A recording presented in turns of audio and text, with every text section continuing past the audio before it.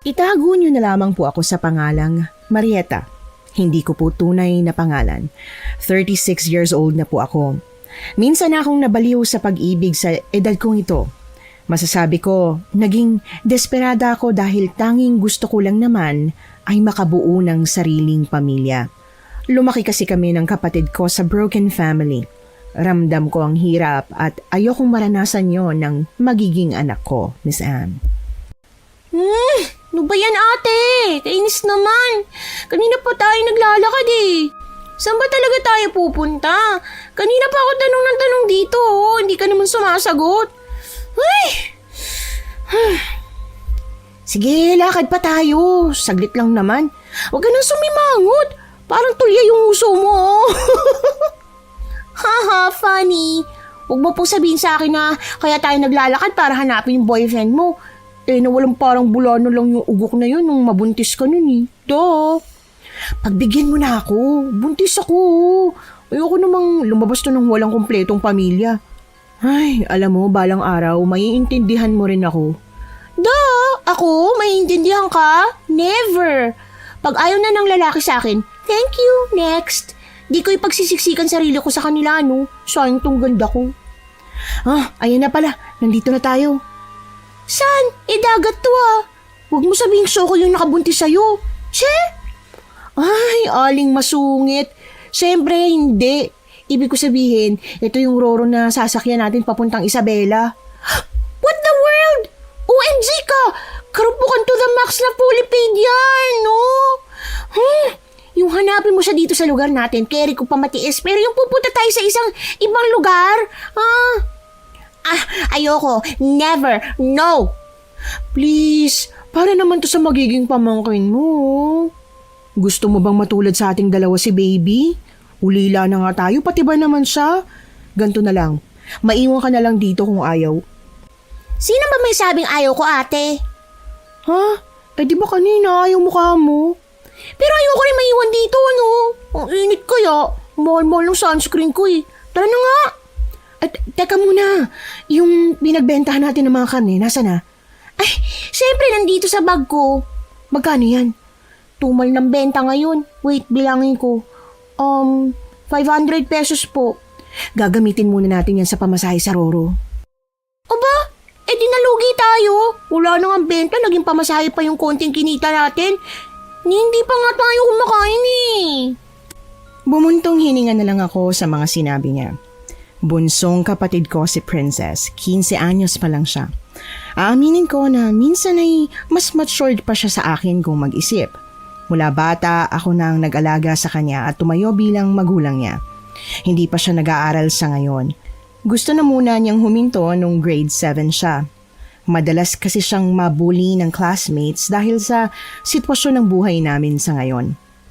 Lagi siyang tinatawag na putok sa buho o di kaya kadalasan sinasabihan siya ng masasakit na salita. Bilang panganay, kinausap ko ang mga teacher niya tungkol doon pero mas pinanigan pa nila ang bullies. Wala tuloy ibang choice kundi huminto ang kapatid ko sa pag-aaral. Sa pier, binilahan ko si Princess ng siomai rice. Napansin niyang malungkot ang mukha ko nang makabalik ako galing sa bilihan ng ticket.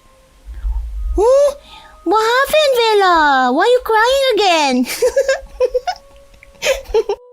Ay naku, puro talaga kalokohan ng alam no? Ay. Diyos lang.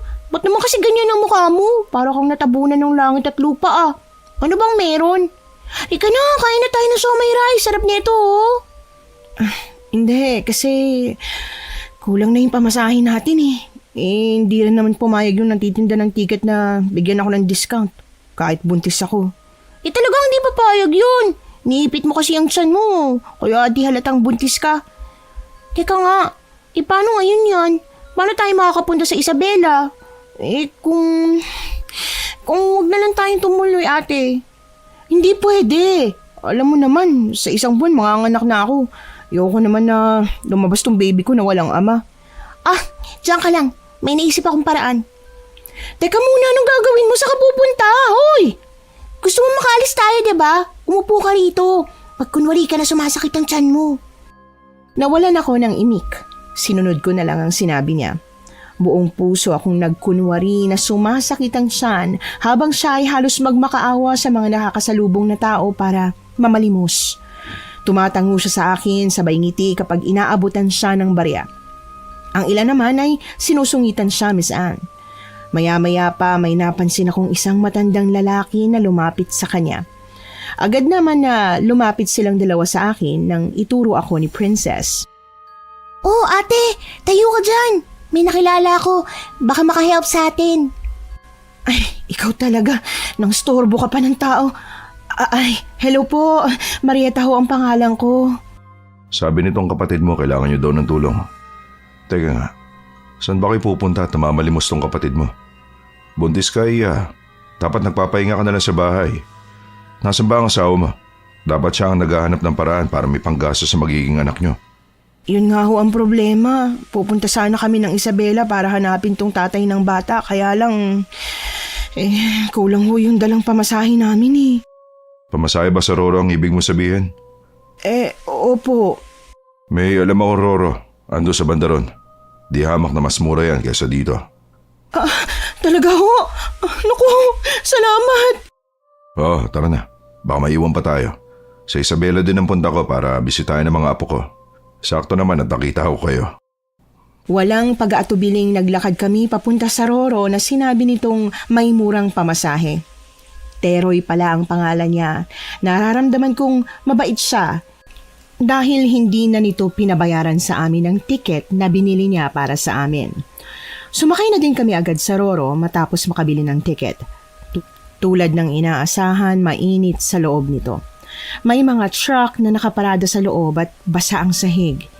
May kalumaan na rin ang loob ng nasakyan namin, Miss Anne. Kaya pinagpalit agad kami ni Sir Teroy ng pajama at jacket matapos makahanap ng pupwestuhan para makapagpahinga dahil malamok daw. Naglatag lang ito ng karton katabi ng ilang mga pasahero. Panandalian naman ako nagpaalam para lumabas muna. Sa tansya ko, higit kalahating oras akong nagmumuni-muni bago bumalik sa loob. Naghihilik na si Sir Teroy nang makarating ako sa pwesto namin. Kaya lang, napakunot ako ng noo nang hindi ko nakita ang bunsong kapatid ko nakatabi nito. Agad na pumunta ako sa banyo para hanapin si Princess. Pero hindi ko siya nakita. Doon kumabog ng malakas ang dibdib ko. Hindi ko alam kung saan ko siya hahanapin. Malawak ang Roro, Miss Anne. Isa pa, medyo madilim ang loob nito. Maya-maya pa halos mapatili ako sa gulat nang may malamig na palad na humawak sa braso ko. Ay, gulat yan. Ano ba ginagawa mo dito? Anong ginagawa? Hinahanap ka. Ano ba naman, Princess? Kailan ka ba titino? Nakita mo mukhang delikado yung lugar o ang kulit-kulit mo. Nagtatago lang naman ako. Kanino? Kay Sir Teroy. Kinuha ko kasi itong kwintas niya eh. Oh, ang ganda, grabe. Triangle siya na may mata sa gitna. Ano ba to? Parang mahal to pag binenta natin ah. Ano? Kailan ka pa natutong mga alam sa gamit na hindi sa'yo? Halika na nga doon, isoli mo na yan. Magagalit yun sa atin kapag nalaman niya na pinakikialaman mo yung gamit niya. Di okay. Niram lang naman eh. Lubayan mo yung kapilyahan mo ha. Dalaga ka na. Para namang hindi mo dalasang mabuli. Dapat maintindihan mo yung mga tinuturo ko sa'yo kasi paano na lang kung mawala ako? Uy, huwag ko nga magsalita ng ganyan. Hindi ka mawawala, okay? Nagsasabi lang ng totoo. Dapat ngayon pa lang sanayin mo na yung sarili mo na maging mabuti. Tara na. Mabilis din kaming naglakad pabalik sa pwesto. Nadatnan naming nakaupo na si Sir Teroy pagdating namin doon. Napansin ko namang pinamutlaan agad si Princess ng labi nang titigan siya nito ng masama. Kaya pa simple akong umubo para mabaling sa akin ang atensyon ng matanda. Pasensya na ho. Kanina niyo pa po ba kami hinahanap? Nagpunta lang kami ng CR. Sorry po pala. Kinuha ko po kasi itong kwintas niyo habang tulog kayo. Promise hindi na po mauulit. Alam ko. Po? Ano pong ibig niyo pong sabihin? Alam ko na kinuha mo yung kwintas ko. Hindi mo ba alam na masama ang nakikialam ng gamit ang may gamit? Hindi ba naituro yun sa'yo ng mga magulang mo, Iya? Hindi ho. Pasensya na po talaga. Hindi ko na uulitin. Ito na pong kwintas nyo. Alam mo bang hindi basta-basta tong kwintas na to? Isa itong agimat, pangontra sa mga aswang. Galing pa ito sa unang angkan namin. Ganun po ba? Kaya pala lumang-luma na. Oo, pero kahit pa luma, hindi pa rin mapapantayan ang bisa nito ng kahit na anong mamahaling kwintas. Iya, hanggat bata ka pa, gusto kong ayusin mo ang ugali mo. Marieta, pagsabihan mo ang kapatid mo. Baka mamaya makakulang pa yan dahil sa kalikutan niya. Opo, kakausapin ko na lang ulit siya. Kinausap ko si Princess matapos ipaliwanag nito sa amin kung ano ang kapangyarihang taglay ng agimat na yon, Miss Anne. Hindi naman napigilang umiyak ng bunsong kapatid ko sa mga pangaral namin sa kanya. Sumapit ang gabi. Bumili lang kami ng cup noodles para mairaos ang hapunan. Pagkatapos, nagkwentuhan lang kami ni Sir Teroy patungkol sa mga buhay namin. Sabi nito, gustong-gusto daw niyang sumasakay sa Roro dahil naaalala niya ang yumaong anak. Seaman daw kasi ang anak niya. At sa kasamaang palad, hindi na nahanap ang katawan nito nang lumubog ang barko na sinasakyan niya. Kaya napaluha ako sa kwento ng matanda dahil kahit papaano ay nakarelate din ako. Mahirap mawala ng mahal sa buhay, Miss Anne. Pero hindi ko naman inaasahan na mapupunta sa ama ng batang dinadala ko ang pag-uusap naming dalawa. Baliwala ang pagpatay malisya ko sa sunod-sunod na tanong nito. Bakit pala ikaw ang dadayo sa Isabela para hanapin ang ama ng anak mo? Baka naman natulad ka na rin sa mga babaeng mas pinili ng asawa ang kabit. Nako, talaga mga lalaki ngayon. Ang totoo niyan, best friend ko po yung tatay ng magiging anak ko. Yun, siya rin yung naging first boyfriend ko. Sa totoo lang, mabait naman yun sa amin eh. Hindi ko naman alam na tatakasan pala niya yung responsibilidad niya. Alam mo naman ba kung saan lupalop siya ng Isabela naroon? Hindi ho. Nagbabaka sakali lang. Kasi huling balita ko, doon siya nakatira eh. Alam mo, Iha, naaawa ako sa iyo dahil nararamdaman kong mabuti ang puso mo. Kayo ng kapatid mo. Kaya lang minsan sa buhay, kahit na anong buti natin sa kapwa, hindi ibig sabihin hindi na tayo makakaramdam ng sakit.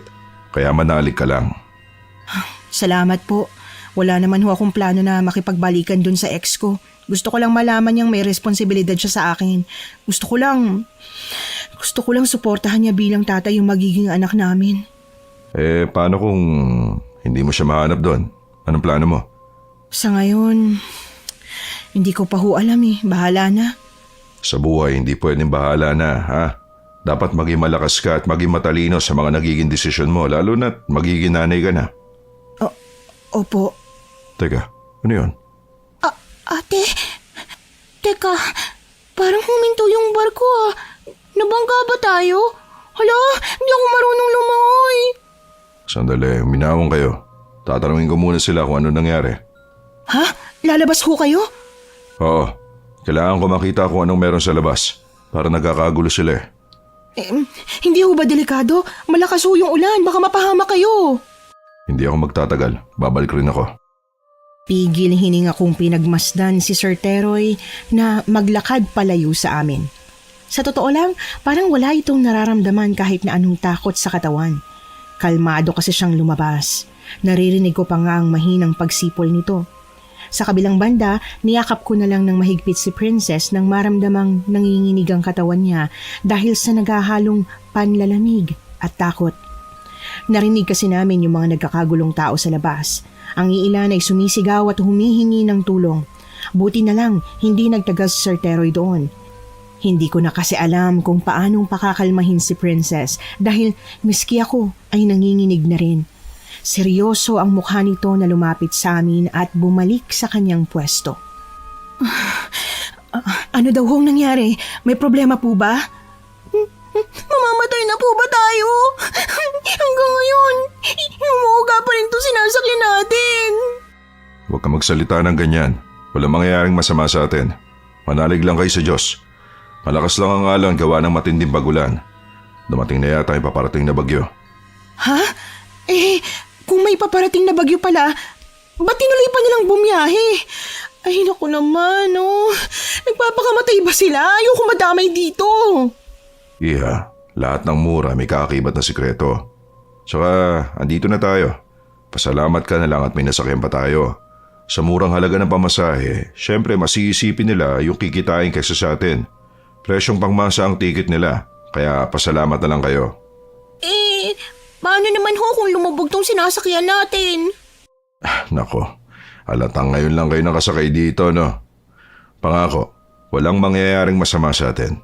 Malakas lang talaga ang alon kaya matatagalan ang biyahe natin. Matulog na lang kayo para hindi nyo masyadong maramdaman yung takot. Hindi pa naman ho ako inaantok. Pipigilan ko na lang din yun sa akin, no? Ang lakas din ng kidlat. Nakakatakot. Wala ka bang headset dyan, ate? Headset? Wala. Cellphone nga wala ako eh. Okay, ganito na lang. Magkwentuhan na lang tayo. Gusto ko pa kasi kayo makilala eh. Ilan taon na ba yung kapatid mo? 15 ho. Dalaga na nga kaya ingat na ingat ako. Tignan mo, dalaga ka na pala. Dapat sumusunod ka sa ate mo at huwag matigas ang ulo mo. Baka yan pa yung kapahamak mo, princess. Tsaka lakasan mo yung loob mo, ha? Pansin ko kasi mahina ang loob mo eh. Paano niyo ho nalaman? Iha, sa mundong to, dapat marunong tayong kumilatis ng tao. Hindi yung basta na lang tayo maniniwala. O katulad yan, kinilatis ko muna ang pagkatao nyo kanina bago ako mag-alok ng tulong. Napangiti na lang ako sa sinabi ni Sir Teroy. Noong gabing yon, nalaman ko rin na 53 years old na ito. Kung hindi ako nagkakamali, kasing edad niya yung tatay kong walang kwenta. Masasabi ko, higit 3 araw kaming stranded sa gitna ng dagat dahil sa malakas na alon. Sobrang kaba ko nung gabing yon. Humilab nga rin yung tiyan ko pero hindi ko sinabi sa kanila, lalo na kay Princess. Alam ko kasing mas matatakot yung lalo at baka hindi pa siya makatulog. Isang umaga, tumakbo siya palapit sa akin. Noong una, akala ko'y nakikipaglaro lang pero agad na ibinaling ko sa kanya ang atensyon nang mapansing tumatagaktak ang pawis niya. Hinihingal siya na parang tumakbo paikot sa maluwag na sinasakyan namin.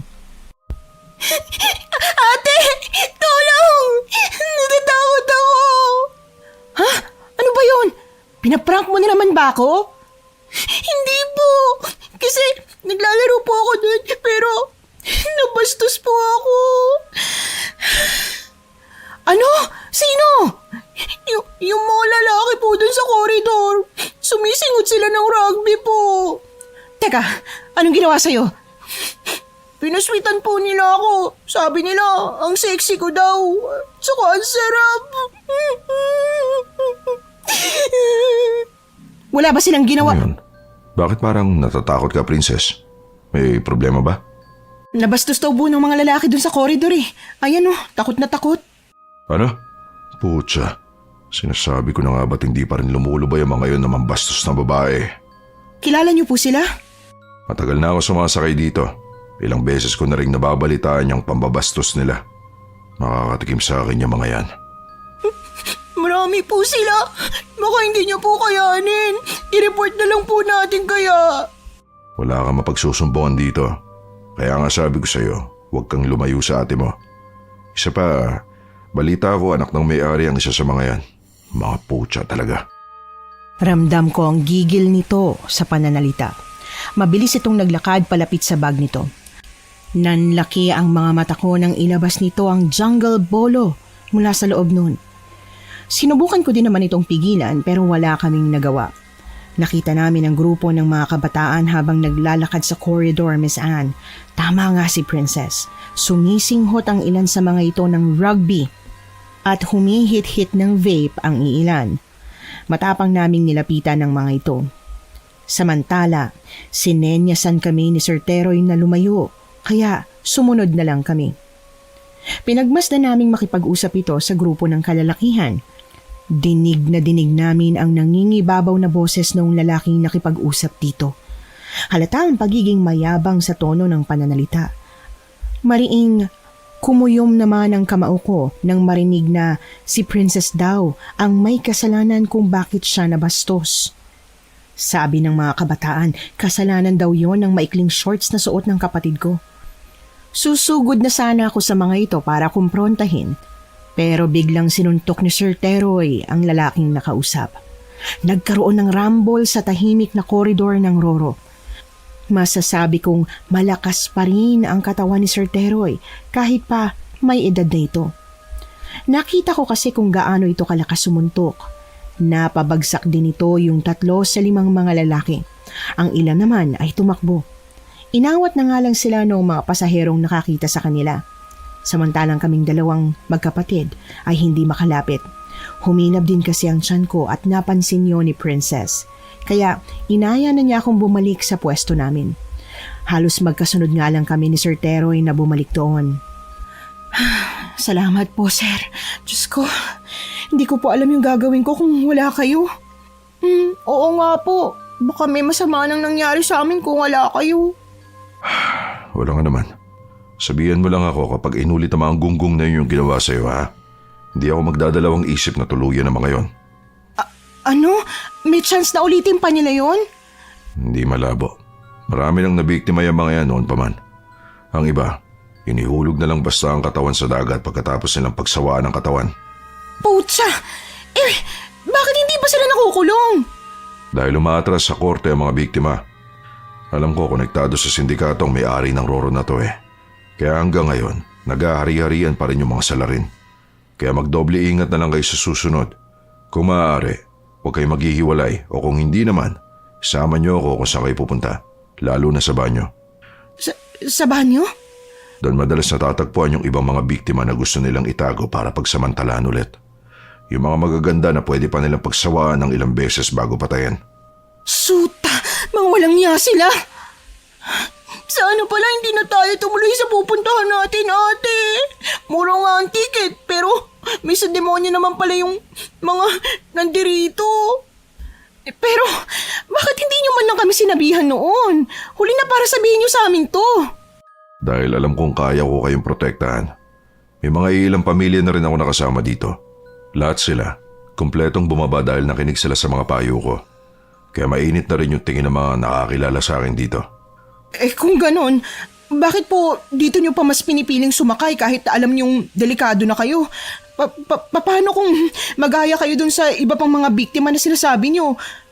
Alam ko, may pamilya naghihintay sa inyo. Di ho ba kayo natatakot mawala? Kung sakaling mawala man ako nang nagliligtas ako ng buhay, hindi ako natatakot. Katulad ng sabi ko, mga antingero mga kamag-anak ko, bawat isa sa kanila namatay nang nakikipaglaban. At ganon din ang gusto ko. Tumangu-tangu na lamang ako. Wala akong ibang masabi sa angking kakisigan nito, Miss Anne. Kung katulad nga lang sana nito ang tatay namin ng kapatid ko at ng ex-boyfriend ko. Kaya lang, marami talaga sa kalalakihan ng magagaling lang sa umpisa.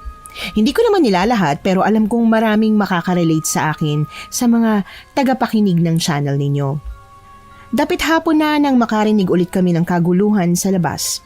Agad na hinanap ng paningin ko si Sir Teroy. Nakaramdam ako ng magkahalong kaba at takot nang hindi ko ito makita sa paligid. Nagmamadali kong isinuot ang scarf at napilitang lumabas para usisain ang nangyayari. Nakita ko naman ang 2 tao na tinutulungan ng mga pasahero na makaakyat sa Roro. Mula sa kinatatayuan ko, natanaw ko ang sinasakyan nilang bangka. Ayon sa mga narinig ko, nabutas daw yung bangkang sinasakyan nila. Mabuti na lang at nakahingi agad ng tulong. Nalaman ko naman na mag-asawa ang 2. Taas kilay naman na lumapit sa akin ng babae na yon. Straight at hanggang bewang ang buhok. Nginitian lang ako nito. Hello, wag mo akong ngitian. Naiirita ako pag may taong feeling close sa akin. Gusto ko lang sanang hiramin yung lumang scarf mo. Gagawin lang namin towel ng asawa ko. Nabasa kasi ng tubig yung mga gamit namin eh. Aha? Towel? Ay, perfect! Hindi ka nakakagandahan, bingi ka pa. Ano ba yan? Charot! Sige, hindi ko nahihiramin dahil bibiling ko na. Eto, 500. 500? Naku, wag na. Ang laki naman ito. Wala akong panukli sa'yo eh. Isa pa, sa'yo na lang yan. Sa'yo na lang yan lahat. Sorry, yan lang kasi yung barya sa wallet ko eh. Okay na yon. Tsaka, pandagdag gastos mo na rin yan sa magiging anak mo. Salamat. Welcome. 8 months preggy, no? Oo. Paano mo nalaman? Nahalata ko lang. Alam mo, buti mabait yung mga pasahero dito, lalo na ikaw. Tinulungan niyo kami ng husband ko bago pa lumubog yung bangka. Kundi, baka nangarag na yung hair lalo kung bagong rebond lang. Nako, walang anuman. Ay, friendship na tayis, bakla ang. Hindi ako bakla, babae ako. Ay, nose ko naman yun. Bakla ang tawagan pag friends na. Nga pala, eto si Martin, asawa kong pogi. Hello, buti ka pa, buntis na. Hi po, kumusta kayo? Hoy, ikaw, mahal. Huwag mo ako subukan, ha? Pati ba naman dito, dinadala mo yung pagiging inggitero mo? Mahal naman. Siyempre, di mo naman mahihalis sa akin yung pagiging malungkot dahil nawalan tayo ng uniko iho. Di ko makakalimutan yung basta-basta kahit pa marami tayong erap. Tahimik lang akong nakinig sa pagtatalo nila. Sa huli, hindi sila nagpaalam na tumalikod sa akin matapos silang ayain noong iba pang mga pasaherong kasama namin. Hindi na rin naman ako nagtagal at pumasok na rin sa loob nang maramdaman ng pagpatak ng ulan, Miss Anne. Pagkabalik ko, ikinuwento ko kina Sir Teroy at Princess ang nangyari. Promise, ang bait-bait nilang mag-asawa. Sigurado ako matutuwa kayo pag nakilala niyo sila. Mayaman? Kung ganun, ba't sila nakasakay sa putyo-putyong bangka? Baka naman mga social climber lang sila. Tas, tingnan mo yung ribbon niya, parang kulot pa sa dulo. Shh! Huwag kang maingay. Kahit kailan talaga pasmado yung bibig mo. Magagalit yun sa'yo kapag narinig ka nila. Buti nga, may mabuting puso silang mag-asawa kasi binigyan nila ako ng 500 pandagdag sa gastusin. Tama ang ate mo. Huwag kang basta-basta nang lalait ang kapwa dahil hindi mo pa sila kilala. Ikaw naman, Marieta, huwag kang basta-basta magtitiwala kahit kanino. Iba na ang panahon ngayon. Maliwanag? Oho, noted. O sige. Pupunta lang ako sa banyo. Kanina pa ako tinatawag ng kalikasan eh. Huwag mong iiwanan ng ate Marieta mo. Saglit lang ako. Opo. Oh, ayan sila. Batiin mo ha. Huwag kang magpapakasuplada ngayon, okay? Itatry ko po. Oh, kumain na ba kayo? Mukhang gutom na tong bata mo ah. Tsaka, fresh. Naku, alam mo, mas magiging girl lalo ka palalo if makikilala mong stylist ko. Look, ang ganda ng hair lalo ko oh. Hala, ngarag nga sa dulo yung buhok niya eh. Expired na po siguro yung Shh! Hoy! Huwag kang maingay. Ikaw talaga. Yung bibig mo ha. Pagpasensyahan niyo na po tong kapatid ko. Makulit lang talaga. Bakit ka pala napunta dito? For formal introduction. Yoleng palang pangalan ko. Hindi ko na na-introduce kanina. Sorry. Nga pala, pwede ko bang mahawakan yung baby bump mo? Mukhang masarap kasi. Masarap ho? Oh, sorry. I mean, masarap hawakan. No po. Hindi pwede. Aba, maldita ka rin pala katulad ko. In fairness, gusto kita ha. Sino nga pala to? Marieta, I guess? Kapatid ko, ma'am. Paano niyo nga pala nalaman ng name? Ay, usap-usapan kasi kayo dun sa kabilang part ng Roro. Huwag na ako ha. Hanapin ko ba yung husband ko? Baka ng babae na yun. Adios! Ramdam ko ang pagkataranta ni Yoleng habang papalapit si Sir Teroy sa amin. Saglit naman kaming nagkatinginan ni Princess. Maski siya ay hindi niya rin alam kung ano ang gagawin. May pagtataka sa reaksyon ni Sir Teroy nang makalapit sa amin.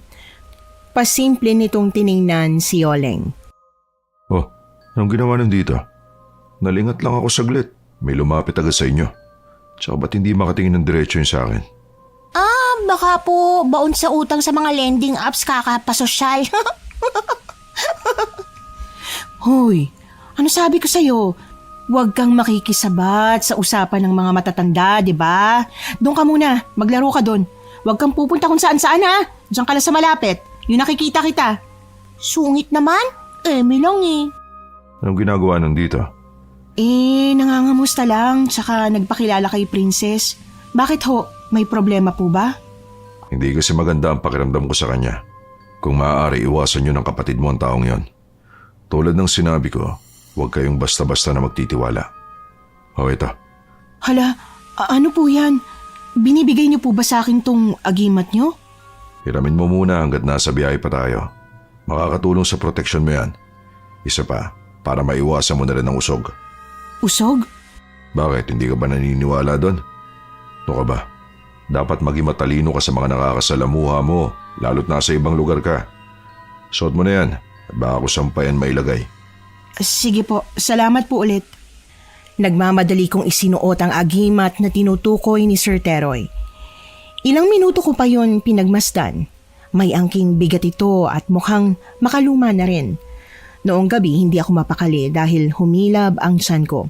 Dahil nga malakas ang loob ko dahil sa ibinigay ni Sir Teroy, ay mag-isa lang akong lumakad papunta sa banyo. Nahiya kasi akong gisingin sila lalo pat nakita kong mahimbing ang tulog ng dalawang kasama ko. Wala nang paapaalam na kinuha ko yung jungle bolo sa bag ni Sir Teroy para magsilbing armas kung sakali mang merong mang trip sa akin. May kadiliman ng koridor papunta sa banyo. Malas lang, bandang dulo pa ito ng koridor. Tahimik ko itong binaybay. Pero pagkapasok ko sa banyo, tumakbo ko agad sa dulong cubicle. Kumabog ang dibdib ko nang makarinig ako ng dahan-dahang yabag papalapit sa kinaroroonan ko. Napatakip ako ng bibig misan. Pero hindi rin naman nagtagal ang tao at narinig ko ang lakad nito papalabas. Nagdalawang isip ako nung mga oras na yon kung lalabas na ba ako o hindi. Nagstay muna ako ng makailang minuto sa loob ng cubicle pero napagpasyahan ko na rin lumabas matapos akong pupugin ng mga lamok. Hindi pa rin mawala-wala ang pagdagundong ng puso ko kaya marahan akong lumabas ng banyo. Pero napatili ako nang may kamay na pumatong sa balikat ko. Sir, ano ba? Di mo ba alam? Muntik na akong mapaanak dahil sa ginawa mo. Huwag naman kayo nagugulat oh. Lumalabas ka na mag-isa sa kalagitnaan ng gabi. Di ba sabi ko sa'yo gisingin mo ako? Paano kung may mangyaring masama sa'yo? Kaya nga may dala akong jungle bolo oh. Tsaka iihi lang naman ako. Kaya ko kong protektahan ang sarili ko. Marieta, buntis ka. Paano kung may masamang mangyari sa anak mo? Paano kung mabiktima ka ng mga aswang? Aswang? Sa Roro may aswang?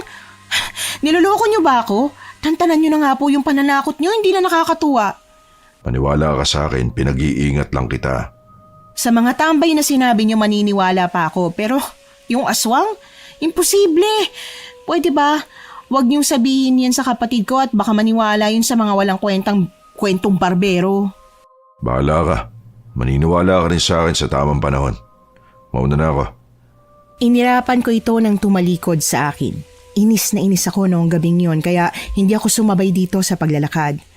Pinagmasdan ko na lang itong makalayo sa akin. Sa tansya ko, ilang minuto ang paglalakad niya sa koridor bago nawala sa isipan ko. Alam ko namang hinihintay niya akong sumunod sa kanya pero hindi ko ginawa. Dahil sa lahat ng ayoko ay yung nakabantay sa mga kilos ko. Hindi na ako bata. Dahil sa sobrang inis ko, hinubad ko yung kwintas tsaka itinapon sa sahig.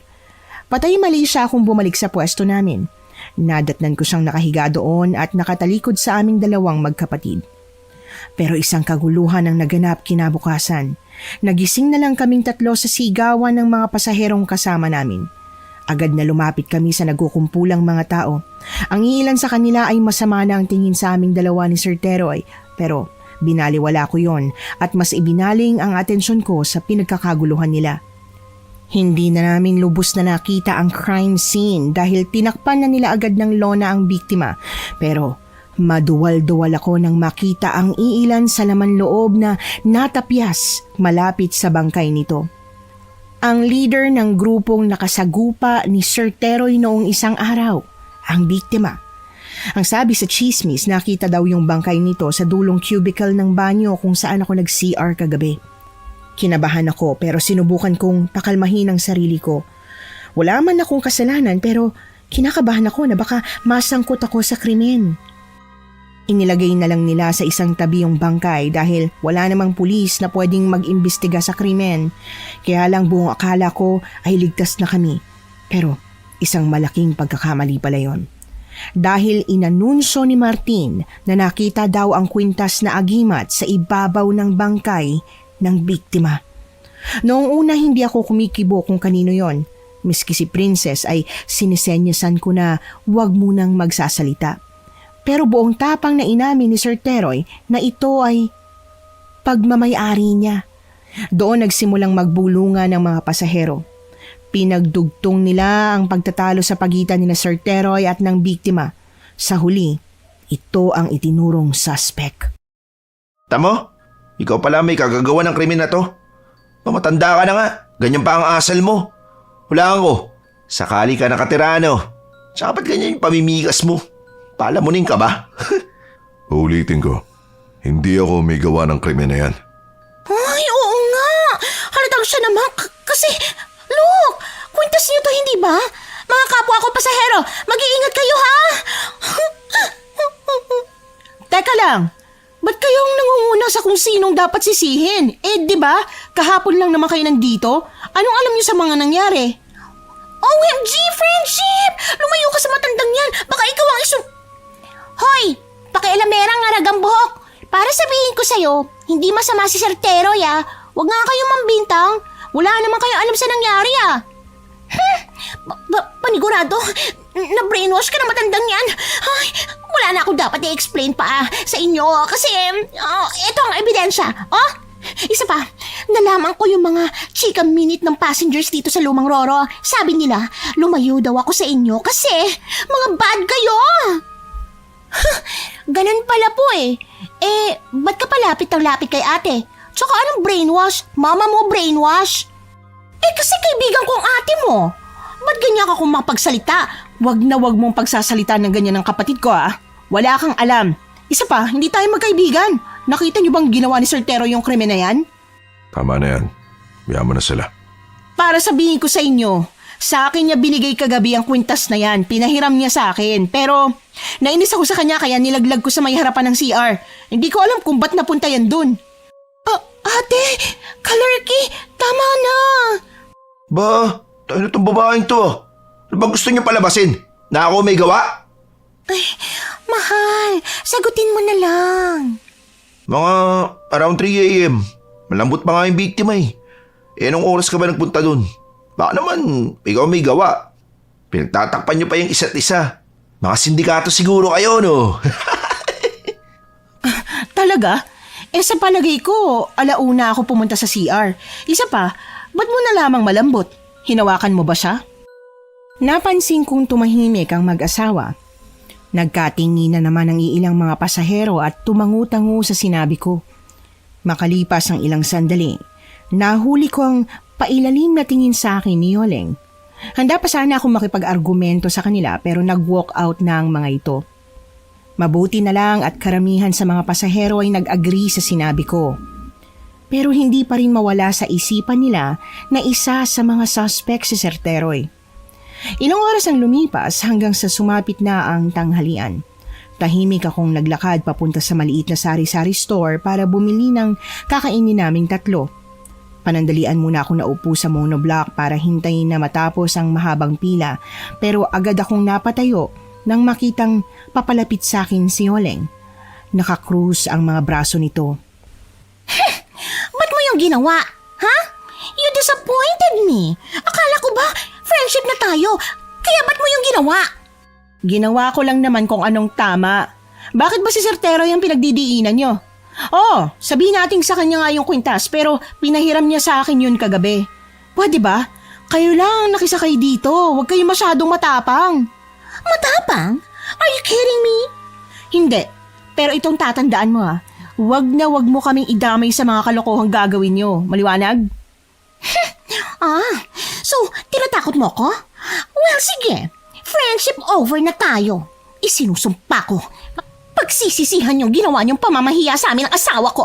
Lalo ka na. Sisiguruhin kong hindi ka makakalabas ng buhay dito. Binibigyan mo ba kami ng clue na ikaw yung mastermind? Ba't ka nandito? Di ba dapat sinasamahan mo si Sir? Nandito na naman pala tong batang maliit na to. Alam mo, kanina pa ako nagtitimpi sa'yo Ba't ka kasi magtitimpe? Aba, tarantado kang bata ka ha? Lika nga rito. Tama na! Ano ba? Ikaw, ang tanda mo na para pumatol sa bata. Ikaw yung walang modo. Tama.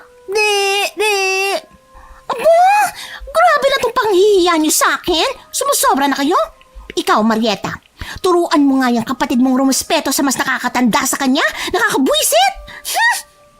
Akala ko tapos na ang lahat ng tumalikod si Yoleng paalis, pero bigla itong sinabunutan ni Princess. Agad na nagkagulo dahil doon. Wala sa pag-aakala ko na magagawang gumanti ni Yoleng sa kapatid ko. Sinabunutan niya din ito, kahit pa alam nitong menor de edad si Princess. Sa kasamaang palad, hindi kami tinulungan ng ibang mga pasahero. Ang iilan sa kanila ay naglabas lang ng cellphone para mag-video at ang ilan naman ay parang nanonood ng sabong. Bumagsak naman ang katawan ko sa sahig nang sikuhin nito ang tiyan ko. Buti na lang at nasa lagyo ng braso ko. Ininda ko ang hapdi ng tiyan ko. Bumangga ako sa lamesa, Miss Anne. At talaga namang nanlambot ako nang tumama ang siko ko. Maswerte na lang at inawat ni Sir Teroy ang dalawa bago pa may mas malalang sakitan ang maganap. Tinulungan din naman ako agad ng matanda na tumayo. Mahigpit na niyakap ko si Princess. Pareha silang dalawa ni Yoleng na gulo-gulo ang buhok. Halos umusok naman ang ilong ni Martin sa galit ng lapitan ng asawa. Pucha, nalingat lang ako saglit pero ganito ang ginawa niyo sa asawa ko. Mga walang iya kayo. Tandaan niyo ang araw na to. Hindi na kayo naawa sa asawa ko. Mag-isa lang yan, tas tatlo kayo. Kung may dapat nakaawaan, hindi kayo yon. Alam niyo, simula nung ma-rescue kayo, nagkandaletse-letse na kami rito sa Roro eh. Mga malas kayo. Aba, sinisisi mo ba kami sa nangyari? Ba't kasi hindi nyo na lang aminin na matapos na? Mga demonyo kayo. Demonyo na kung demonyo, pero hindi kami basta-basta magpapabi sa inyo. Kahit sabihin yung may kaya kayo sa buhay, wala kaming pakialam. Talaga lang ah. Kilala mo ba ang sinasagot mo ng ganyan? Anak lang naman ako ng dating mayor. Oh, kaya palang yabang nyo eh. Mayabang talaga. Ano? Tayo na lang oh. 1-on-1. Labas mo tapang mo sa akin, pokpok ka. Hindi ako pokpok. Okay, sabi mo eh. Kala mo ba, di kita kayang banatan? Ang laki ng katawan mo pero pumapatol ka sa babaeng buntis. Sabagay, hindi na rin ako magtataka kung pati asawa mo sinasaktan mo. Gago ka! Ano? Ito ang tatandaan mo. Subukan mo lang nasaktan ang isa sa dalawang kasama ko at tototohanin kong binibintang mong krimen sa akin. Naintindihan mo? Ramdam ko ang pinipigilang pikon ni Martin. Padabog na naglakad palayo sa amin ang mga ito. Habang ako naman, iniayos ang nagulong buhok ni Princess. Nanghingilid ang luha niyang tumingin sa akin. Napansin ko rin ang mahabang kalmot sa kanyang pisngi na siyang nagpalala lalo ng inis ko. Pakiramdam ko, hihimatayin ako sa galit na nararamdaman ko. Sa isip-isip ko, kundi lang ako buntis ay baka napagbuhol ko na ang dalawang mag-asawang peste sa buhay namin. Pinilit lang akong kumain ni na Princess at Sir Teroy ng tanghalian kasabay nila dahil nawala na ako ng gana, Miss Anne. Kahit kasi ano pang gawin ko, hindi mawala-wala sa isip ko ang pananakit ni Yoleng sa bunso kong kapatid. Bit-bit ko ang sama ng loob hanggang sa maghating gabi. Katulad ng nakasanayan, magkakatabi pa rin kaming natulog na tatlo. Pero biglang napadilat ang mga mata ko nang makarinig ako ng mahinang pagtawag sa pangalan ko. Tahimik ang gabing yon at madilim na ang paligid. Tanging malakas na pagtama ng alon na lang sa sinasakyan namin ang naririnig ko sa labas. Noong una, binaliwala ko lang yung boses na narinig ko dahil sa pag-aakalang guni-guni ko lang yon. Pero naulit ito ng makailang beses, Miss Anne. Kahit pa natatakot, umupo ako sa kinahihigaan ko para hanapin ng paningin kung sino man ang tumatawag sa akin. Pero pinanlamigan ng buong katawan ko nang wala si Princess sa tabi ko. Nang kinapa ko siya upang tapikin sana. Hindi ako nagdalawang isip na tumayo sa kinahihigaan ko para hanapin si Princess. Nakalimutan ko na rin gisingin si Sir Teroy sa sobrang kaba. Dire-diretso akong naglakad sa koridor pero napahinto ako sa madilim na bahagi ng nakabukas na pintuan ng bodega. May biglang humila sa kamay ko papasok doon. Sisigaw na sana ako pero agad naman na tinakpan nito ang bibig ko. May kaunting liwanag sa loob ng bodega na nagmumula sa sinag ng buwan sa sirang bintana. Shh! Huwag kang sisigaw! Maririnig nila tayo. Ano? Sino? Ate, may aso dito. Ang laki. Nakita ko sa kinakain Kinain niya yung laman loob ng isang pasahero. Ano gagawin natin? Isumbong natin kay sir. Saan mo nakita? Andun po, nasa loob ng CR. Wait mo lang. Ayan na. Narinig ko na sila. Putsa, si Martin yun na. Tarantadong yun. Pero bakit? Bakit walang dugo yung damit niya? Shh, huwag ka maingay. Wait mo na lang siya lumabas. Tahimik na pinanood namin na lumabas si Martin sa banyo. Buhat-buhat nito yung biktima na nakalagay sa loob ng transparent na malaking plastic. Puro dugo ang loob nito. Hindi ko na napigilan ng sariling dumuwal nang maglakad ito palapit sa kinaroroonan namin. Sa sobrang takot ko, akala ko'y mahuhuli kaming dalawa ni Princess. Mabuti na lang nakapagtago agad kami sa ilalim ng lamesa na may takip na telang puti. Maya-maya pa pumasok sa loob ng bodega si Martin, bit-bit ang plastic. At walang pagdadalawang isip nitong ibinagsak ang bit-bit sa sahig. Nanlaki naman ng mga mata ko nang ilabas nito ang biktima sa plastic. Napangangako nang makita ang malaking itim na aso na binanggit ni Princess sa akin kanina. Hindi na nagsayang pa ng oras ang nilalang at nilantakan ng bangkay ng biktima. Sa tansya ko, higit 15 minutos nitong pinagsawaan ng laman loob ng biktima bago pa ito yayain ni Martin na umalis bago pa may makakita sa kanila. At nang lumabas na ang dalawa sa bodega, ay muli naman kaming bumalik ng kapatid ko sa pwesto namin kanina. Maya-maya lang lumabas ng banyo si Martin kasama si Holeng. Naglalambingan pa ang dalawang ito sa koridor, papasok kung saan kami natutulog kasama ang ibang mga pasahero. Ate, confirmed. Sila yung mastermind sa pagpatay sa mga biktima. Ano na pong gagawin natin? Kaya pala, si Certero yung idinidiin nila. Pero bakit? Putsa, dahil ba nalaman nila na siya lang ang may issue dito sa iba pang mga pasahero? Kaya pala, ginagawa nila yun para hindi sila mahuli. For sure po. Paano kung isumbong na natin sila sa mga kasama natin dito? Baka po may madamay pang iba. Delikado, lalo tayo. Dahil may galit sila sa atin, ate. I-report na po kaya natin sila sa ibang pasahero yung nangyari. Hindi. Walang maniniwala sa atin. Paniguradong magagawa pa rin nila tayong baliktarin kahit pa alam na natin ang nangyari. Ibig sabihin, isisikret natin to? Paano naman kung may iba pang mabiktima? Ate, nag-iisip ka ba? Paano kung hindi na tayo makalabas pa ng buhay dito? Ate, ayoko pa mamatay.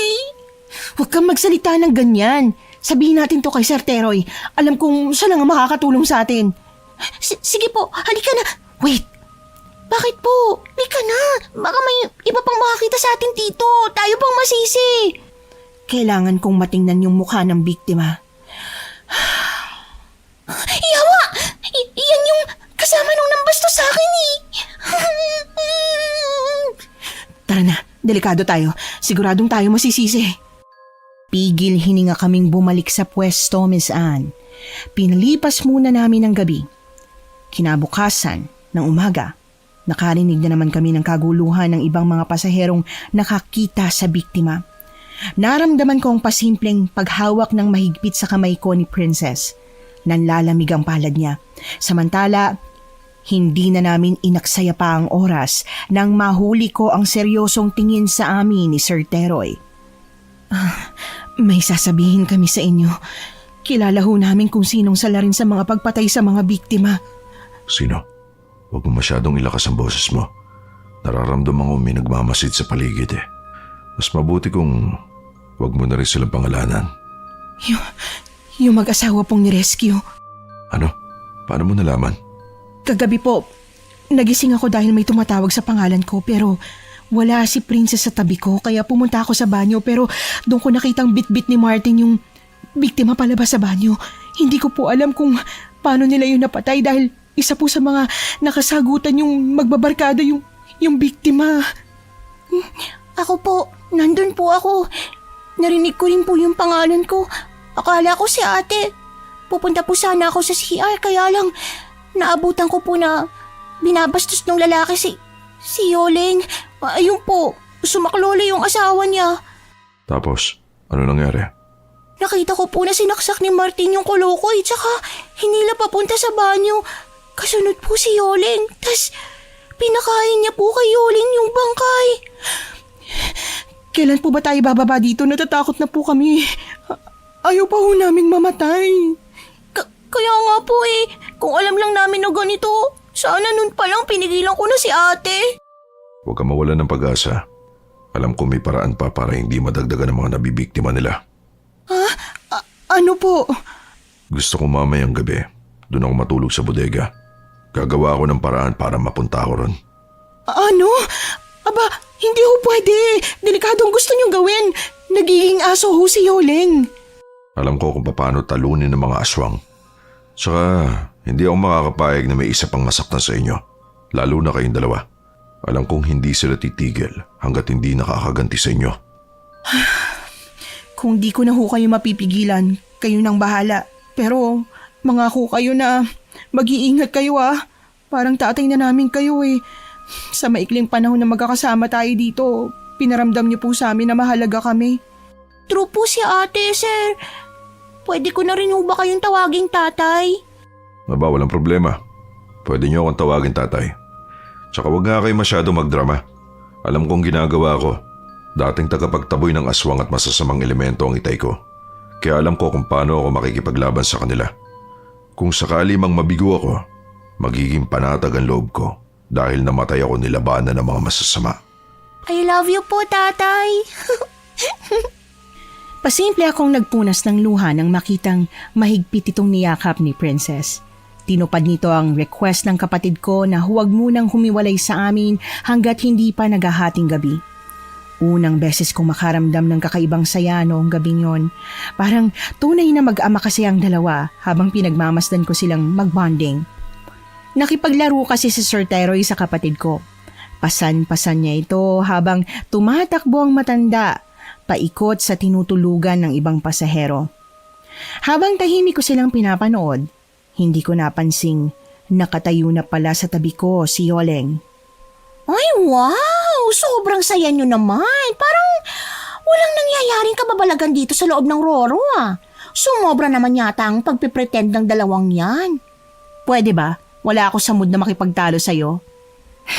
Pathetic. Ang sabihin mo, nauubusan ka lang ng irarason para ipagtanggol yung dalawang yan. Saan? Sa krimeng ginawa mo? Ginawa ko? Naririnig mo bang sinasabi mo? Nakita kita kagabi. Pinatay mo sila. Lagot ka. Ano? Ay, huwag mo ako sisihin Hindi ako. Lalo na ang husband ko may gawa niyan. Heto naman, joke lang. Ba't parang ang defensive mo? May tinatago ka ba? Ikaw, meron ka bang tinatago, ha? Gusto mong maglabasan tayo ng baho dito? O sige, wag na wag mo akong hinahamon dahil hindi kita aatrasan, Yoleng. Ang kapal ng face mo! Matapos kitang bigyan ng 500? Ay, dapat nga may sukli pa yon pero naawa ko sa'yo. Tsaka, ang cheap kaya ng tela ng scarf mo, ang baho pa. Yun lang ba? Barya pala ang hanap mo Sarkastiko akong nakatingin dito habang marahang inilalabas ang mga baryang pinagbentahan ng baboy na nasa bag ko. Nakalimutan ko na kung magkano yon pero sa tingin ko ay nasa 400 pa yon. Nabawasan kasi yun ng konti dahil ipinambili ko ng makakain naming 3. Nakakahiya naman kasi kung pati pagkain namin ay iaasa pa namin kay Sir Teroy. Tulad ng inaasahan, lumapit agad ang dalawang kasama ko sa akin. Blankong reaksyon nila akong tiningnan. Samantala, hindi ko naman agad na ipaliwanag sa kanilang nangyari dahil nakatuon ang atensyon ko kay Yoleng. Nakataas ang manipis niyang kilay. Hindi ko naman ito inurungan at itinaas ko rin ang kilay kong makapal. Sa hindi inaasahang pangyayari, biglang nagsaboy si Sir Teroy ng asin sa harapan namin. Doon naman agad napaatras si Yoleng. Namutla din ang labi nito at nanlaki ang mga mata. Pasensya na, nandiyan ka pala. Pampataboy lang ng malas. Nga pala, kumain ka na ba? May kamis doon. Masarap kapag isaw-saw sa asin. Mga buwisit talaga kayo sa buhay namin! Diyan nga kayo! Pweh! Ate, okay ka lang po ba? Ano pong ginawa sa iyo ng bruhang yun? Sinaktan ka ba niya? Ano naman bang gusto sa'yo nun? Mag-iingat ka. Paniguradong umahanap lang ng tamang pagkakataon para makuha ang bata sa sinapupunan mo. Ano? Pati bata sa sinapupunan ko? Narinig ko kasi kanina sa usap-usapan dun sa kabilang parte ng Roro na hanggang ngayon daw, hindi pa rin magkaanak ang mag-asawang yan. Ilang beses pa nga raw nakamuntikang hiwalayan ng gagong asawang yan si Yoling eh. Iba talaga nagagawa ng pera. Pero sabi po ni Martin, anak daw siya ng dating mayor. Ibig sabihin, aswang din siya. Malamang sa hindi. Pero palagay ko, alam niyang noon pa na aswang ang asawa niya at hindi siya natatakot doon. Ano po sa tingin niyong dahilan? Yun ang aalamin ko. O siya, eto ang asin. Humingi ka pa ron mamaya, princess. Para kahit papano may pangontra kayo mamayang gabi. Mahirap na. Itong gulok, iiwanan ko na dyan sa inyo. Dalhin niyo na po yung bolo, Tay. Kasi yun lang naman po ang pwede nating ipanlaban sa self-defense kung sakali.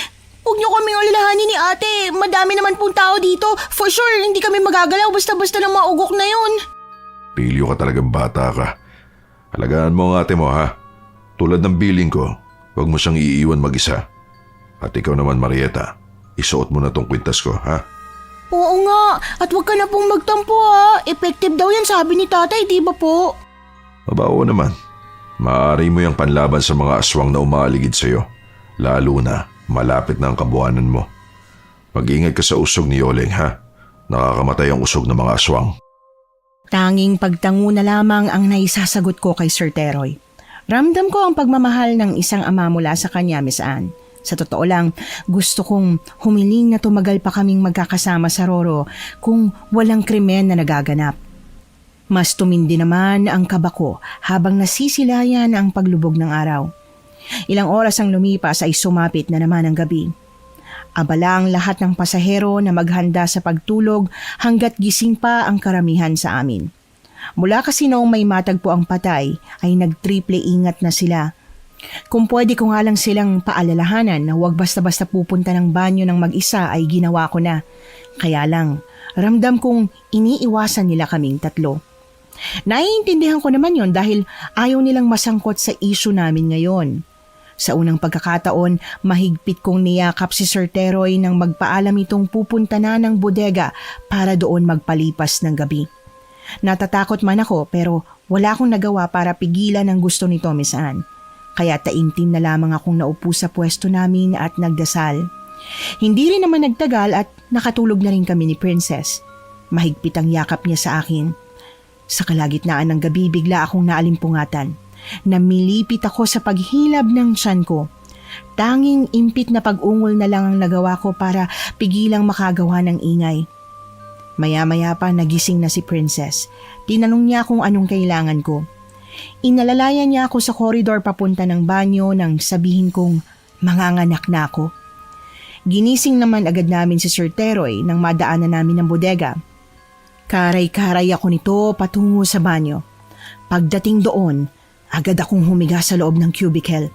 Hindi na alintana sa akin kung mabasa ang damit ko, Miss Anne. Ang tanging nasa isip ko lang noon ay kung paano makakalabas ng ligtas ang anak ko. Hindi nagdalawang isip si Sir Teroy na hubarin ng damit nito para ilatag sa harap ng pagkababae ko. Ni hindi na ako nahiya sa matanda kung makikita nito ang ari ko. Agad akong umire sa harapan nila. Tinakpan ko na lang ng kamay ang bibig ko para mapigilan ang pagsigaw ko. Maya-maya pa naramdaman ko nang lumabas ang bata. Samantala, unti-unting lumabo ang paningin ko. Nang hina ako, ni hindi ko na rin nakita ang itsura ng anak ko. Pero panatag ang loob ko nang makita ang masayang reaksyon ni Princess.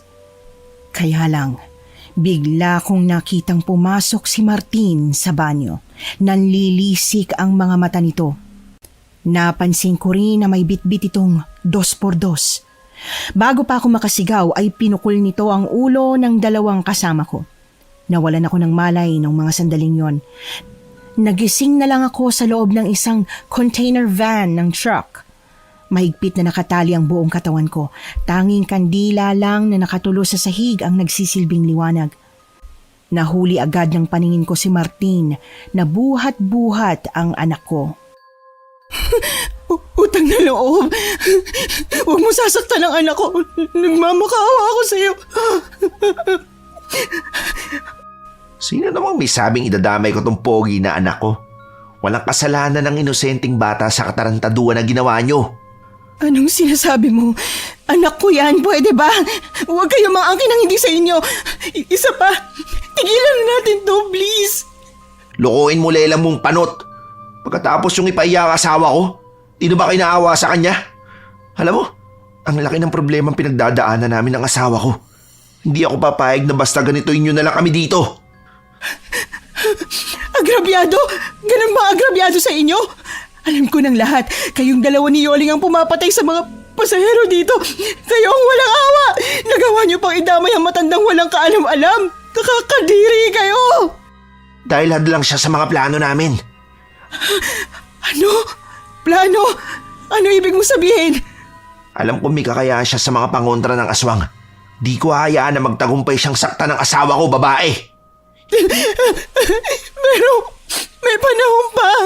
May panahon pa para magbago o huwag kang kumampi sa asawa mo.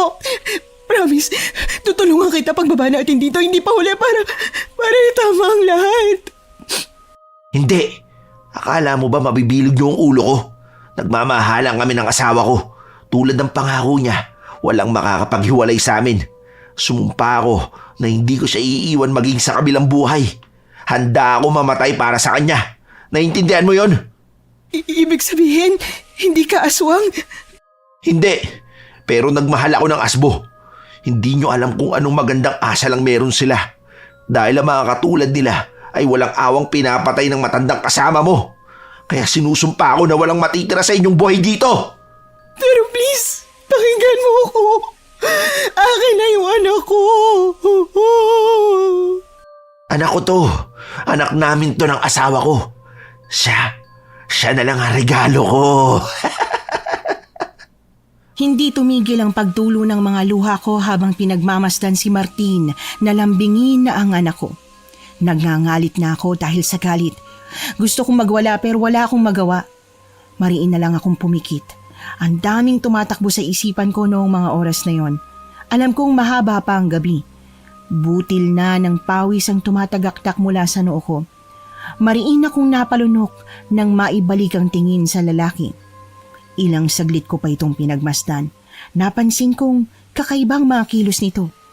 Hindi ko man maipaliwanag ng maayos pero napapansin kong bumubulong siyang mag-isa. Hindi ang anak ko ang kinakausap ni Martin, kundi ang sarili niya. Doon ko na-realize na baliw ito. Ilang beses kong inisip kung anong maaring rason para maging ganoon siya. Tuluyan namang binalot ng takot ang puso ko nang biglang pumasok sa isipan ko ang problema nilang mag-asawa. Naalala ko lang na nabanggit nito sa akin na hindi sila makabuo ng anak. Pero hindi tamang mang-angkin sila ng hindi sa kanila, lalo na ang anak kong ipinaglaban ko sa kabila ng hirap ng buhay. Maya-maya pa nakarinig ako ng mahihinang katok sa pintuan ng container. Narinig ko ang boses ni Yoleng. Maingat itong pumasok sa loob ng container van. Bahagyang nanlaki ang mga mata ko nang mapansing puno ng dugo ang damit nito. Napakagat na lang din ako ng labi nang kunin nito ang bata kay Martin. Hindi naman ito nag-atubiling ilabas ang suso para padedehin ng anak ko. Napakuyom ako ng kamay, Miss Anne. Napansin ko kasing napahira nito ng dugo ang pisngi ng sanggol. Putsa naman! Pwede bang huwag mong padedehin ang anak ko sa madumi? Sa laula ka! Pwede! Sa laula na kung sa laula pero nasa akin pa rin ang huling halakhak. Pasalamat ka. Ipapanghuli kita. Inuna ko muna ang mga epal sa buhay ko. Mga walang yang mortal na walang ginawa kundi manggulo sa life ng ibang tao. Alam mo, bagay nga talaga kayo mag-asawa dahil parehas kayong baliw. Okay, sabihin mo na ang gusto mo. I-count na lang natin yan as your last words. Alam mo kasi, kasalanan mo lahat to eh. Kung una pa lang pina-adapt mo na agad sa akin ng cute baby boy na to, Di sana ano? Bubuhayin mo kami kapalit ng pagpatay niyo sa ibang mga pasahero? Uy, sa mata mo kami ang may gawa. Pero guess what? Sa mata ng kasama nyo rito, kayo ang may gawa. Kaya hindi na rin ako magtataka kung pag ang isa sa inyo namatay, hindi kayo pagtutuunan ng pansin. Mga wala kasi kayong kwenta. Lalo ka na, di ka marunong mag-isip. Baka ikaw! Ako? Hala, okay. Basta kahit anong sabihin mo, ikaw na lang ang mag-isa. Wala ka ng mga kakampi. Ow! Hayop ka! Anong ginawa mo sa kanila? Anong klaseng kademonyohan ang ginawa mo? Pakawalan mo ako! Tayong magharap! Never! Ngayong nakuha ko na ang gusto ko sa'yo, friendship over na talaga tayo. Tsaka, mag-thank you ko na lang dahil kami ang mag-a-adapt sa Junakis mo. For all I know, hindi mo kaya tong panagutan. Kasi diba? Pupunta ka ng Isabela para hanapin ang tatay ng bata? Tinakasan ka kasi. Well, you deserve it. Paano mo nalaman? Chismosa ka! Well, mas chismosa naman siguro yung kapatid mong pandak. Sa kanya ko lang naman nalaman to. Kaya ayun, may idea na kami ng husband ko tungkol sa mga magulang niyong iniwan kayo. Hayop ka! Pero dahil kind-hearted kami ng husband ko, lalo ngayon, may blessing. Willing ka naming tulungan ni Martin. Di ba, mahal? Basta ba, mag-promise ka na walang makakaalam ng lahat ng itech. Yung tungkol sa nakita mong pagtatransform ko bilang magandang aso. Deal or no deal? Sige, pumapayag na ako. Yun kung di nyo pinatay ang dalawang mahal ko sa buhay. Kung gusto nyo, kusang loob ko na rin ibibigay sa inyong anak ko. Nagkatinginan pa ang dalawa. Ramdam kong tumututol si Martin sa kagustuhan ng asawa niya na pakawalan ako sa pagkakatali. Pero wala rin naman siyang nagawa ng magkulit ito. Inalalayan ako ni Martin na makalabas sa loob ng container van. Sa shortcut kami dumaan kung saan walang makakarinig kung sakaling humingi ako ng tulong. Pagkalabas, pinanghinaan ako ng tuhod nang makita sina Princess at Sir Teroy na magkatabing nakagapos. Isinara naman ni Martin ang pintuan para hindi marinig ng mga pasahero sa loob ang mga pag-uusap namin. Nilapitan ni Martin ang mga ito tsaka ginising. Muli na naman akong naiyak nang makita ang mga natamong sugat at pasa nila sa mukha nang tumingala sila para tiktigan ako. Ate, tumakas ka na. Hayaan mo na kami dito. Papatayin ka nila tulad ng plano nilang gawin sa amin. Bunso, sorry. Sorry kung hindi ka nailigtas ni ate. Sir Tyrone, sorry. Ate, hindi na siya makakapagsalita. Pinutol nila yung dila niya. Ganun kaayo pang mga yan, kaya please, tumakas ka na. Ano? Wala sa usapan namin to. Anong ginawa niyo sa kanila? Mga demonyo kayo! Ay, mahal, napurnada patuloy ang plano dahil sa kadaldala ng bobitang bata na yan. You know, dapat siyang inuna mong tanggalan ng dila. Nakakalurking. Subukan niyo! Hindi ako nag-atubiling lumapit kay Yoleng. Mabilis kong pinalibot ang braso ko sa leeg niya habang buhat niya ang sanggol. Pilit naman itong tinatanggal ng isang kamay ang braso ko pero hindi niya magawa. Sa kabila ng pananakot niya na ibabagsak ang anak ko, hindi ako nagpatinag at mas lalong hinigpitan ng pagkakasakal sa kanya. Nakita kong agad na nabitiwan ni Martin ang kutsilyong hawak tsaka tumakbo palapit sa kinaroroonan namin. Nabitiwan ko lang si Yoleng nang tadsyakan ako ni Martin sa tagiliran dahilan ng panlalambot ko. Bumagsak ang katawan ko sa basang sahig ng Roro, Miss Anne, pero pinilit ko pa ring makatayo para labanan si Martin. Ginamit ko na ang naipong lakas pero hindi pa rin umubra kay Martin. Malaki kasi ang pangangatawan nito, kaya wala akong kalaban-laban. Pilit kong sinasalag ang mga malalakas na sipat suntok nito sa iba't ibang parte ng katawan ko. Bugbog na ang katawan ko dahil doon ay mabilis akong nanghina. Walang kahirap-hirap ako nitong binuhat para ilaglag sa tubig dagat nang bigla naming narinig ang sigaw ni Yoleng. Nakita ko namang nasa likod na ng babaeng aswang si Princess. Itinutok ng kapatid ko sa leeg nito ang kutsilyo. Inutusan din niya na ibaba ni Yoleng ang sanggol sa sahig. Kahit pananlalabo na ang mga mata ko, napansin ko pa rin yung dugo na tumulo sa leeg ni Yoleng. Dahil doon ay napahinto si Martin sa gagawin sa akin. Sinunod din ng lalaki ang utos ni Princess na ibaba ako. Subukan mong gawin yan sa ate ko. Lalaslasin ko leeg ng asawa mong ngaragang buhok.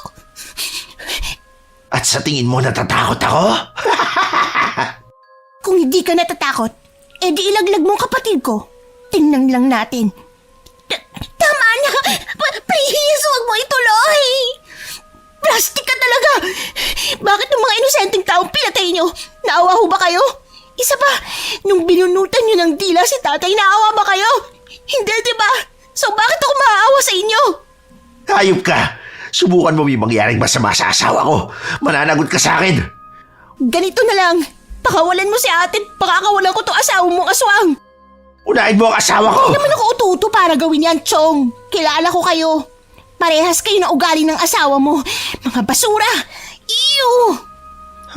Ganon? O sige, ihagis mo yung si ate ko. Ihahagis ko tong head ng asawa mong ngarag sa dagat. Ipapakain ko siya sa mga goldfish. Nanlaki ang mga mata ko nang bigla akong itulak ni Martin. Tumalsik ako sa bakal dahilan para manlambot ng tuluyan ang katawan ko. Hindi ako agad nakatayo. Mabilis itong tumakbo palapit sa kinaroroonan ng dalawa. Mabilis ding nakapagpalit ng anyo si Yoleng nang bitiwan ito ng kapatid ko. Sa tansya ko, nasa higit 6 na talampakan ng laki ng itim na aso. Matutulis ang mga pangil, nanlilisik ang mga mata. Sinubukan ko namang tumayo sa kabila ng iniindang sakit nang makitang sinakal ni Martin pataas ang kapatid ko. Pero bago pa sunggaban ng nilalang ang ulo niya ay biglang umusok ang katawan nito nang may maghagis ng asin dito. Nakita ko naman si Sir Teroy na nakatayo ilang di pa malayo sa kanila. Masama ang tingin ng matanda sa mag-asawa. Mula sa kinaroroonan ko, kitang-kita kong nanginginig na tuhod nito. Nakaramdam ako ng kirot sa puso nang makitang tumutulo ang dugo galing sa loob ng bibig nito. Tanging ungol na lang ang naririnig ko rito dahil hindi na ito makapagsalita. Nakita kong bilog na bilog pa rin ang buwan. Umalulong ang aswang sa galit. Nagtangka pa itong sumugod kay Sir Teroy pero agad na nanghina nang muling mabuhusan ng asin. Maya-maya pa narinig namin na bumukas ang pintuan. Ilang mga pasahero ang nagbukas ng pinto. Kinabahan sila sa nakita.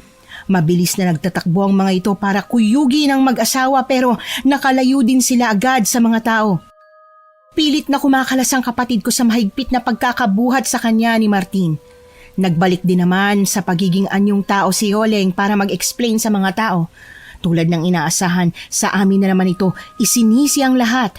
Pero booking na sila.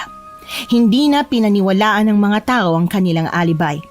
Napasigaw na lang ako nang biglang tumalo ng mag-asawa sa dagat kasama si Princess. Dahil doon, tumakbo ko para tumalon din sa tubig. May ilan pa ang mga pasahero na sumubok na bumigil sa akin pero wala silang nagawa. Nagising na lang akong nakahiga sa dalampasigan. Umubo ako ng ilang beses para mailabas yung nalunok kong tubig dagat. Marahan akong umupo. Iginala ko ang paningin sa paligid pero nanlaki ang mga mata ko nang matanaw si Sir Teroy na tahimik na nakaupo sa malaking punong kahoy. Tahimik lang itong nakatingin sa akin. May balot na pinunit na tela na rin ang bibig nito. Tumayo ako sa basang buhangin tsaka ito nilapitan. Umupo ako sa tabi nito at nagpasalamat dahil hindi kami nito pinabayaan ng kapatid ko hanggang ngayon. Tinanong ko ito kung bakit pa sumama sa akin. Pumulot naman siya ng payat na kahoy tsaka isinulat sa buhangin na gusto niyang iligtas si Princess. Hinawakan nito ang kamay ko at itinuro ang bag niya. Isinenyas din ni Sir Teroy na buksan ko yon at halongkatin na siyang sinunod ko naman. Napanganga ko nang makita doon ang buntot pagi at isa pang matalim na punyal. Naluha ako nang makita ang piraso ng t-shirt na ginamit pambalot sa anak ko. Muli na namang sumulat si Sir Teroy na nasa mabuting kalagayan daw ang bata at wala akong dapat ipag-alala.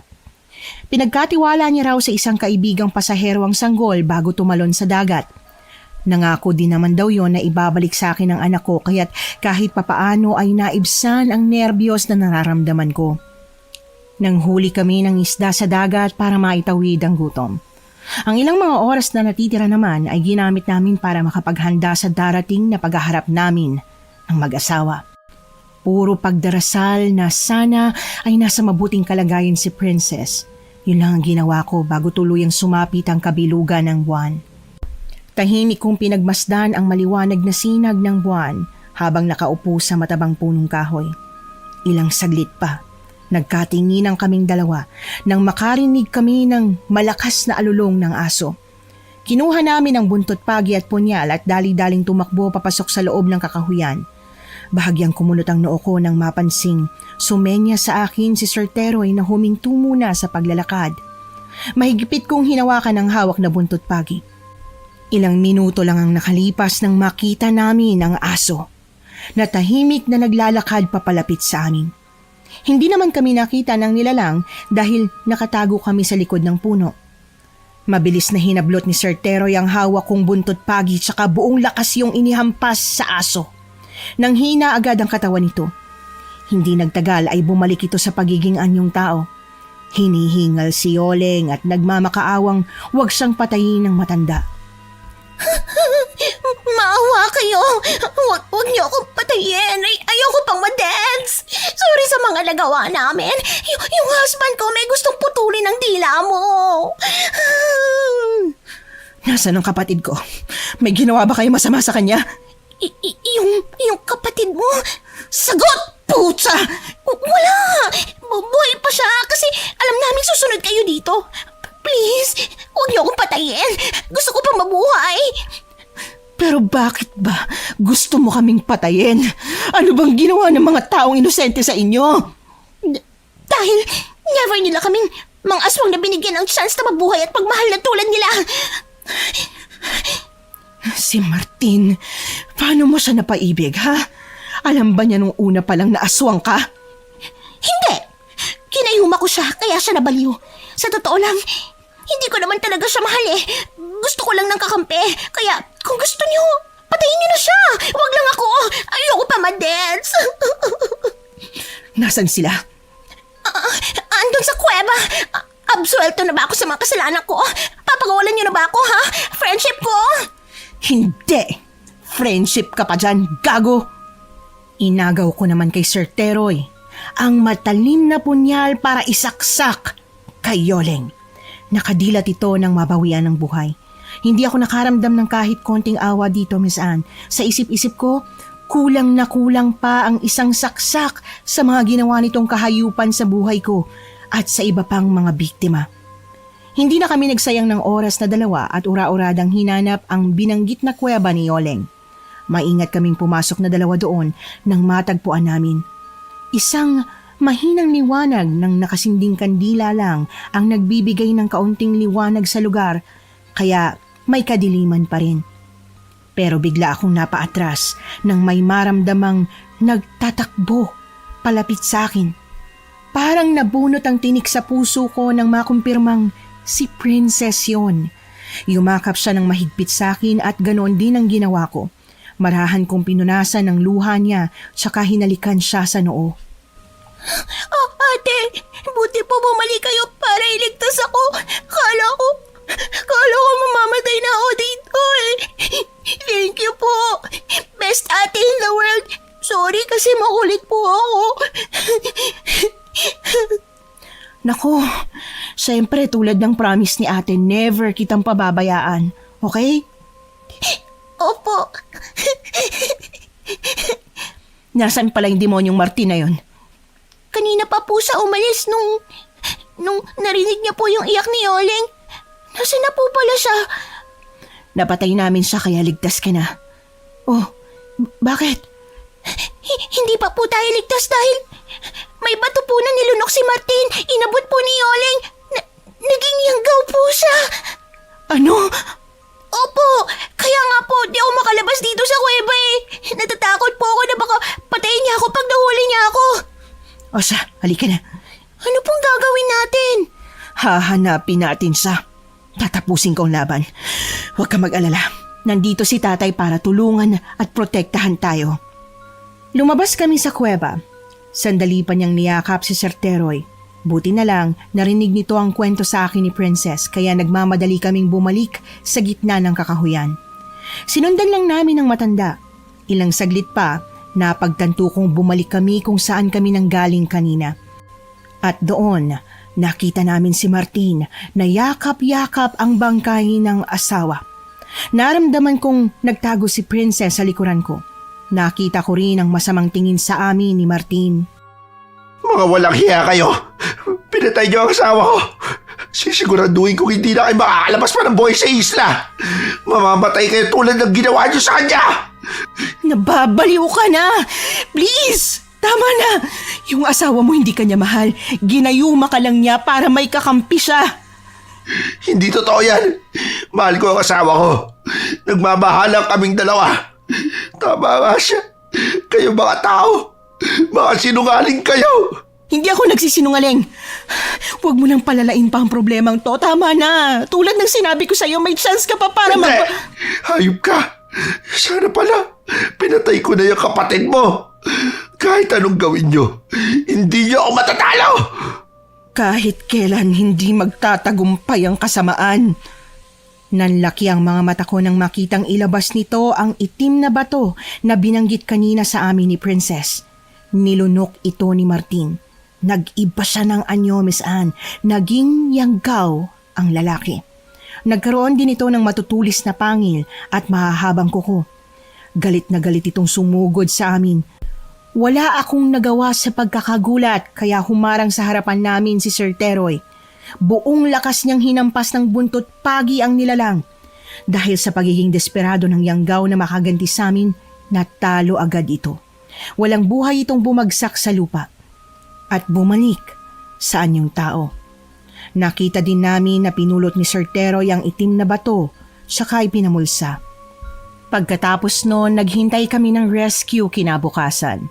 Doon namin nakilala si Mang Simon. Ito ang kaibigan na pinagkatiwalaan ni Sir Teroy na alagaan ng anak ko.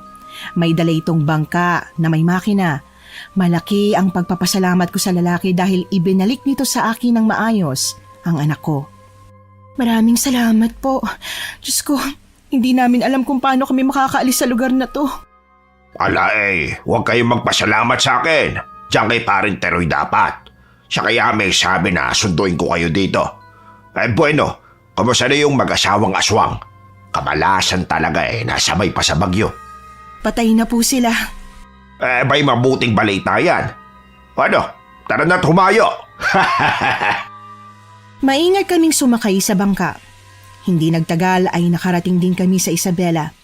Pinatuloy muna kami ni Sir Teroy sa maliit na apartment niya. Naging abala kami ni Princess na hanapin ang ama ng anak ko. Matapos ang ilang linggo ay nahanap namin siya. Hindi ko inaasahan na matutuwa ito na makita kami. Humingi din ito ng tawa dahil sa minsang pagtalikod sa responsibilidad niya bilang ama. Natakot daw siya na baka ma-disappoint niya ako kapag hindi niya naitaguyod ang pamilyang binuo niya. Matapos ang ilang buwan, nagpakasal din kaming dalawa. Bumuo kami ng masayang pamilya, Miss Anne. Nagmamahalan kaming apat kasama si Princess na nakumbinsi naman naming ipagpatuloy ang kanyang pag-aaral. Sa kabila ng lahat, pilit naming kinalimutan ng mga masasamang karanasan sa lumang Roro. Hi! Ito po ang inyong lingkod, si Miss Anne. Nagustuhan niyo po ba ang kwento natin ngayong araw? Kung bago pa lang kayo dito sa aming channel, wag nang magpatumpik-tumpik pa at mag-subscribe na. I-click na rin ang notification bell para updated kayo sa tuwing may bagong kwento kaming ilalabas. Sa mga tagapakinig naman na gustong magbahagi rin ng sarili niyong kwentong katatakutan, mag-email lang sa missanhorrorstories@gmail.com. Dire-diretso lang yon. One word, missanhorrorstories@gmail.com. At malay nyo, yung kwento naman ninyo ang sunod naming ma-feature dito. Maraming salamat din po sa lahat ng comments nyo. Sadyang nakakataba ng puso ang hindi pagbitiw ng mga nagmamahal sa ating listeners. Gagawin namin ang lahat para maging sulit ang pag-aabang nyo sa mga kwento naming ilalabas. Hanggang dito na lang po muna at magandang gabi sa ating lahat.